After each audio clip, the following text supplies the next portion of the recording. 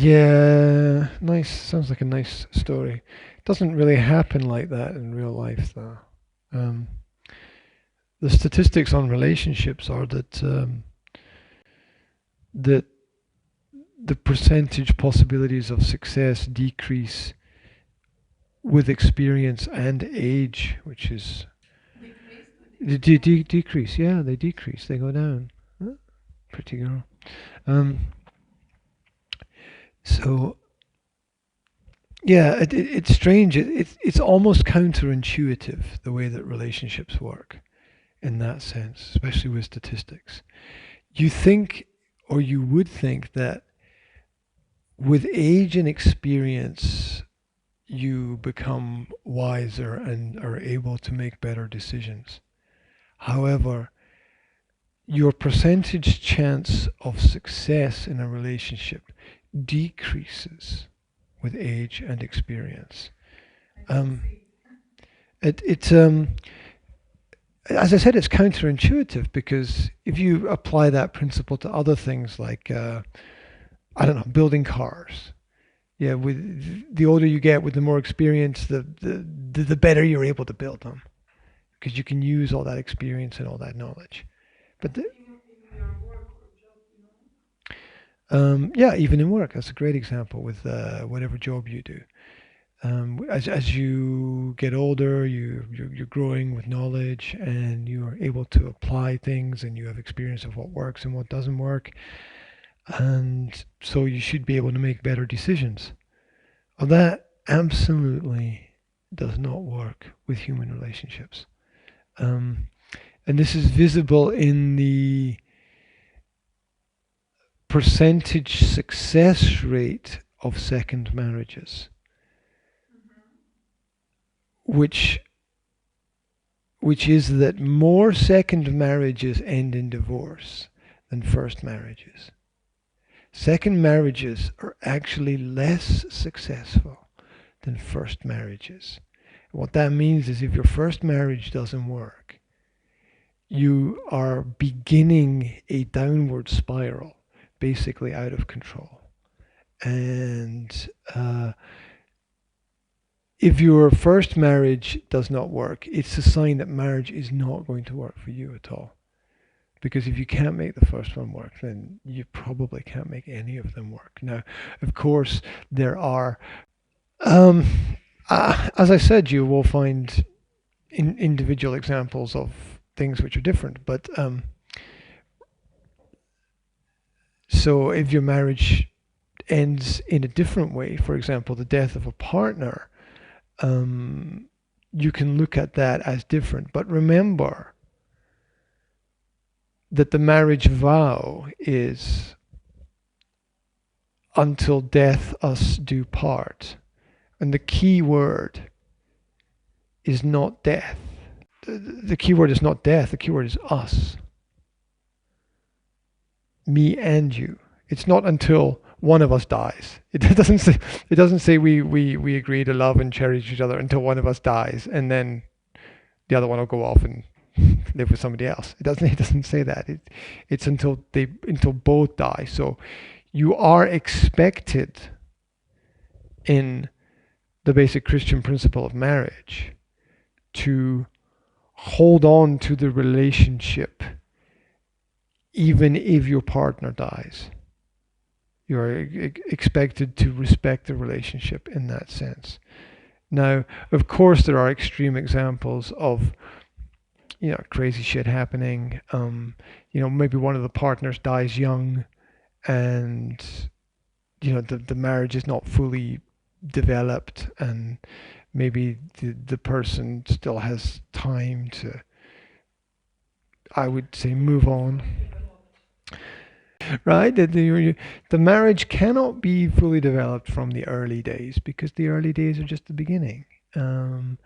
It's a common mistake that a lot of people make, thinking that marriage is the end of the road when marriage is the beginning of the journey. And so it takes time. And I belong to those statistics because if you don't, you won't. it's a crazy realization that in general, if you don't get married or find a partner or settle down by a certain point in time, it's just not going to happen.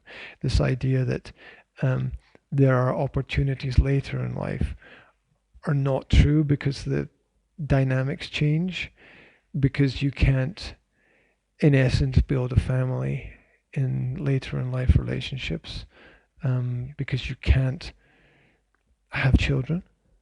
Of course, the man can, but the woman can't. But that's not a good way to focus on any kind of relationship.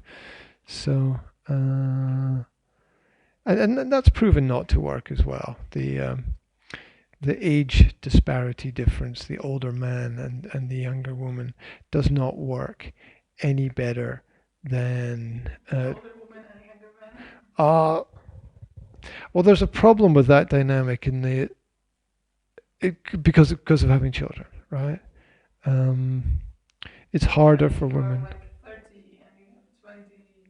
There's a general consensus that uh, men don't have the same problems that women have. But there's an argument that whereas things are more certain for women, you want to have your children by the time you're 38, for example. Um, for men, there's a need for understanding self-control, which is that you have to understand the woman's position, and you have to understand your responsibilities as a partner and as a father. And the most successful relationships are those relationships where these principles are well developed. The aim is that marriage is a partnership. You have to give up the me in preference for the we in the principle. And that's where a lot of people make their first mistake. They are still thinking me instead of we, and once you get married, there's no me really anymore. Of course, personal preferences exist, but they have to take a back seat to the marriage, which comes first. So you can't go off on your own little adventure once you're married. It has to be a family thing. And of course, men have a problem with that. They want to retain this power over their own personal freedom, but marriage is as much growth and development as it is a sacrifice. And you sacrifice your own needs for the needs of the I'm trying to think of another word for family.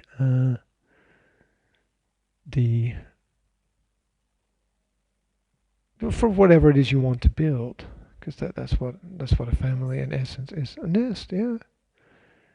Whether it's having children and raising those children, or for some people, families means something different.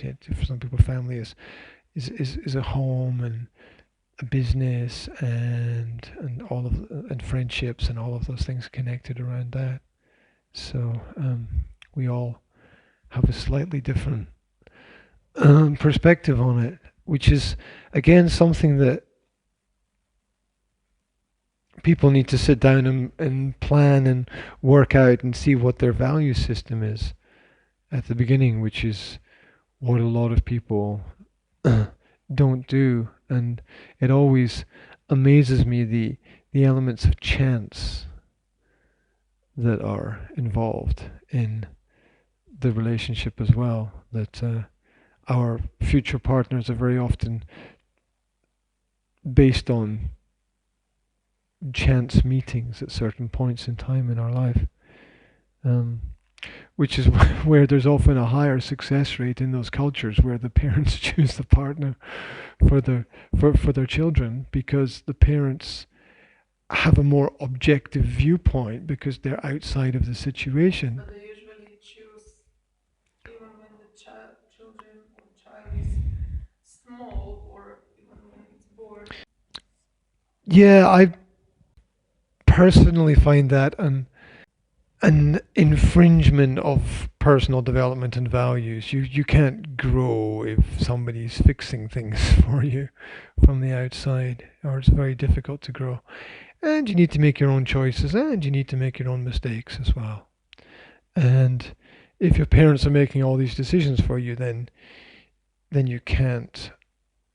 But I still think it could be a joint decision where and I think it is in good families where there's what we call a vetting process, where if you're a guy and you want to marry a girl, you have to get permission of the girl's parents, or they have to like you.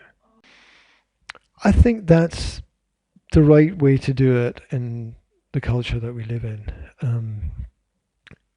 And I think that it sets usually certain standards.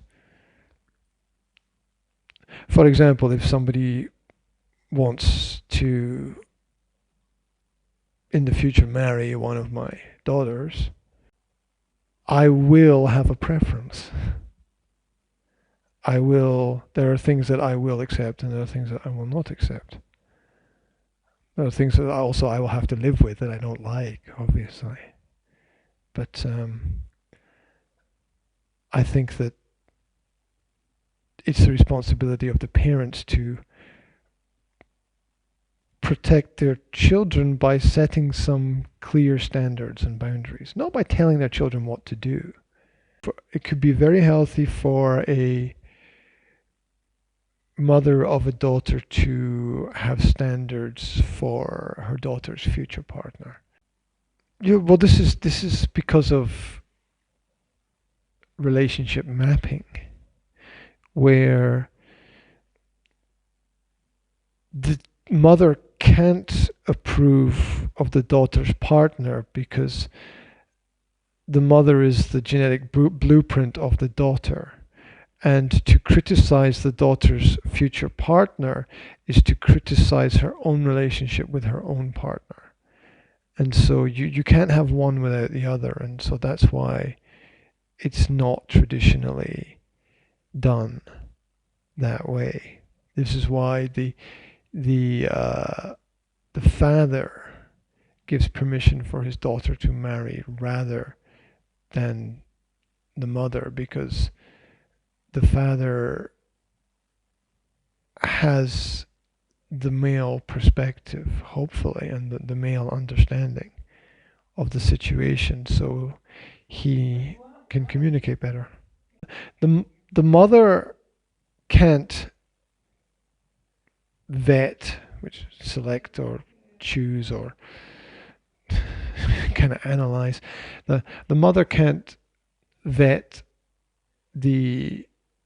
her daughter's future partner, the same way that the father can't vet his son's future partner, because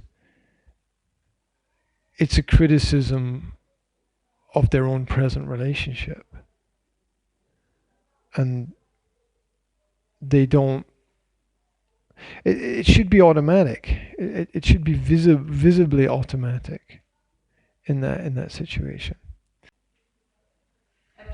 You know, there's a very old philosophy about the way that people treat each other and behave towards each other, which is the first time that you meet somebody, you behave the absolute best that you can during that meeting. And then after that, you treat other people the same way that they treat you. And there's a very specific reason for this. The reason is that if you play fair and somebody else does not play fair, you can't win. Right? And the extreme classic example of this is that if someone brings a gun to a knife fight, the person with the knife is fucked. Right? And so in any situation where you are at a disadvantage because you are playing fair, it is necessary to play unfair. If you're playing by the rules and somebody else is not playing by the rules, it is their problem, but it's going to be your problem if they win. And so sometimes it's necessary for the doctors to taste their own medicine